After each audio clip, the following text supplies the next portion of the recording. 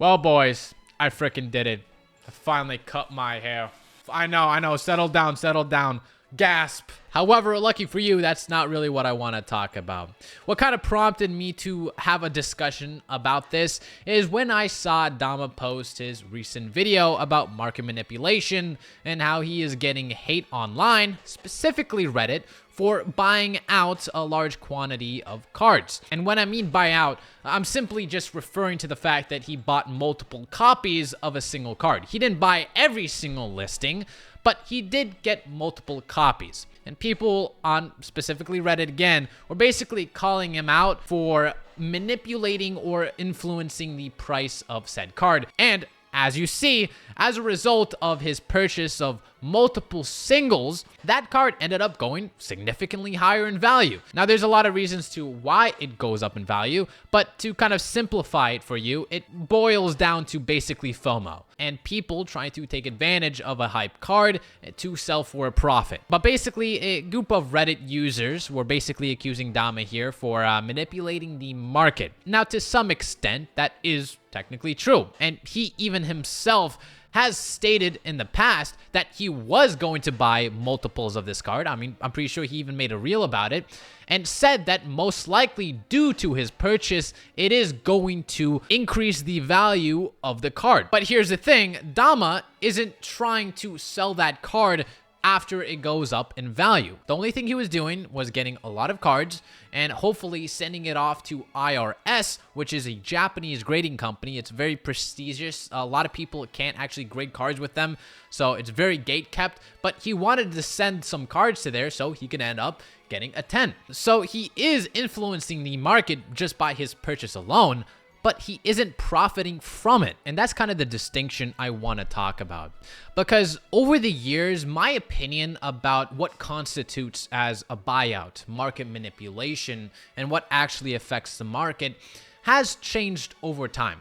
Now, back then, when I was talking about market manipulation, I was heavily against people even buying out large quantities of a card because it does have ramifications on the market and the value of said card. But after kind of thinking about it for a couple of years now and mulling over the topic, I came to a conclusion that I shouldn't be able to tell somebody else how many cards that he can buy, even if his purchase is influencing the market to some extent. However, what I have a problem with still to this day is if said person is actually profiting from doing that. And what I mean by that is when somebody buys out or a group of people buy out a certain card, which is very, very frequent, you'd be surprised because I've seen screenshots and DMs of people showing these Discord servers attempting to buy out a certain card and flipping it over for a profit.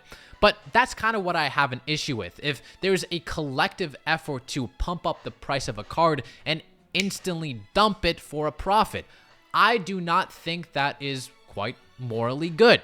But of course, that is just coming from my subjective beliefs and my moral compass. Maybe some people's opinion are going to differ. Now, in Dama's case, he wasn't trying to pump up this card and to then sell for a profit. He was simply just buying multiple copies of a card, and that's it.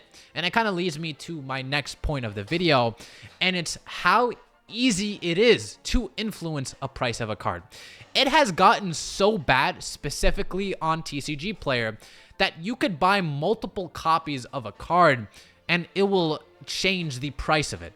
I think that is a heavy vulnerability that a lot of people don't seem to be talking about. But I kind of wanted to make this video to draw a distinction between those two things. Number one, you have intentional market manipulation of buying out a said card and trying to profit from it. And then you have unintentional market manipulation by just buying out multiple copies of a card and then, well, everything else is pretty much out of your hand and people end up FOMOing all over the place and stores start selling that card for double, triple the price because they see this Uncle Joe here is buying out 20, 30 copies. I just think those two things are very, very different. One has the intent of profiting, one doesn't. However, there is definitely some criticism to be had of unintentional manipulation. For example, what if somebody really wanted to buy this card and it doubled and tripled after somebody else bought multiple copies from it. That means the other guy is losing out. So in that aspect, I can completely understand the frustration. But at the end of the day, I don't think it's beneficial or it is right to enforce